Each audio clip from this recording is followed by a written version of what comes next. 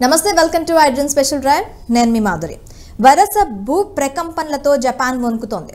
Japan పశ్చిమ తీరంలోని Ishikawa prefecture సమీప ప్రాంతాల్లో సోమవారం సాయంత్రం 4 గంటల తర్వాత రిక్టార్ స్కేల్పై 4 కంటే ఎక్కువ తీవ్రతతో 155 సార్లు భూమి కంపించిందని జపాన్ వాతావరణ శాఖ తెలిపింది. ఇందులో సోమవారం నాటి 7.6 తీవ్రతతో వచ్చిన భూకంపంతో పాటు 6 తీవ్రతతో నమోదైన భూకంపాలు కూడా ఉన్నాయని వెల్లడించింది.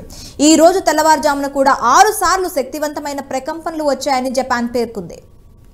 ఇక భూకంపం దాటికి వేల ఇల్లు, భవనాలు నేలకూలాయి. మరికొన్ని పాక్షికంగా దెబ్బతిన్నాయి. మరోవైపు మృతుల సంఖ్య కూడా పెరుగుతుండటం తీవ్ర ఆందోళన కలిగిస్తుందని, ఈ భూకంప ఘటనలో ఇప్పటి వరకు సుమారు 30 మందికి పైగా ప్రాణాలు కోల్పోయినట్లు జపాన్ మీడియా వెల్లడించింది.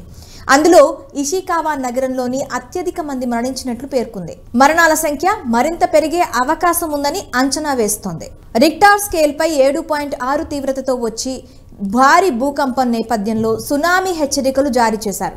ఈ క్రమంలో జపాన్లో సునామీ రావడంతో అలలు మీటర్ ఎత్తు వరకు ఎగిసిపడ్డాయని, దీంతో పలు ఇండ్లు ధ్వంసమయ్యాయని, వాజిమా పట్టణంలో దాదాపు 30 భవనాలు కూలిపోయాయి. ఇక విద్యుత్ సరఫరా నిలిచిపోవడంతో 43,000కు పైగా నివాసితులు అంధకారంలోనే ఉండిపోయారని అధికారులు చెప్పారు. ఇషికావా తీరంలో అలలు విరుచుకుపడ్డాయి.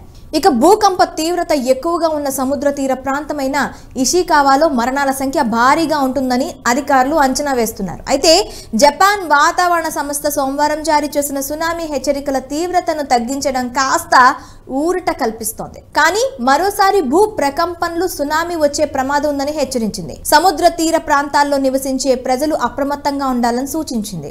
జపాన్లో సంభవించిన వరుస భూకంపాల ఘటనపై టాలీవుడ్ యంగ్ టైగర్ ఎన్టీఆర్ దిగ్భ్రాంతి వ్యక్తం చేశారు. గత వారం తారక్ వ్యక్తిగత పర్యటన నిమిత్తం జపాన్లోనే ఉన్నారు. సోమవారం రాత్రి హైదరాబాద్ వచ్చారు. గత వారమంతా అక్కడే ఉన్నాను.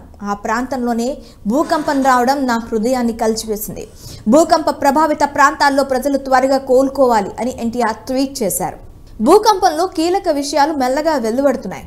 జపాన్లో భూకంపం విలయం సృష్టించింది. అగ్ని ప్రమాదం జరిగే ఒక వీధిలో 200 భవనాలు కూలిపోయాయి.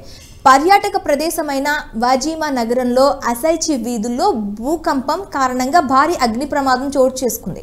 ఈ ప్రాంతం కేవలం 280 చదరపు మీటర్లోనే ఉండటంతో అగ్నికిలలు వేగంగా వ్యాపించాయి. మంటల ధాటికి 200 భవనాలు కాలిపోయాయి. ఈ విషయాన్ని జపాన్ పబ్లిక్ బ్రాడ్కాస్టర్ ఎన్హెచ్కే వెల్లడించింది. ఈ నగరంలోనే ఇప్పటి వరకు 14 మరణాలు నమోదయ్యాయి.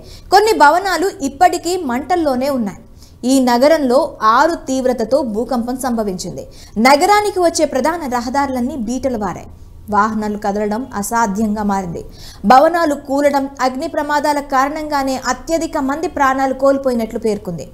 ఇక నిగటా, టొయామా, ఫుకాయ్, గిఫు నగరాల్లో క్షతగాత్రులను గుర్తించారు. 45,000 ఇళ్లకు విద్యుత్ సరఫరా నిలిచిపోయింది. ఇక సూజు ప్రాంతంలో 50కి పైగా భవనాలు కూలిపోయాయని అధికారులు ధృవీకరించారు. వీటిల్లో ఓ ప్రధాన మందిరం కూడా ఉంది. ఇక్కడి పోర్ట్ను సునామీ అలలు తాకడంతో చాలా పడవలు బోల్తా పడ్డాయి.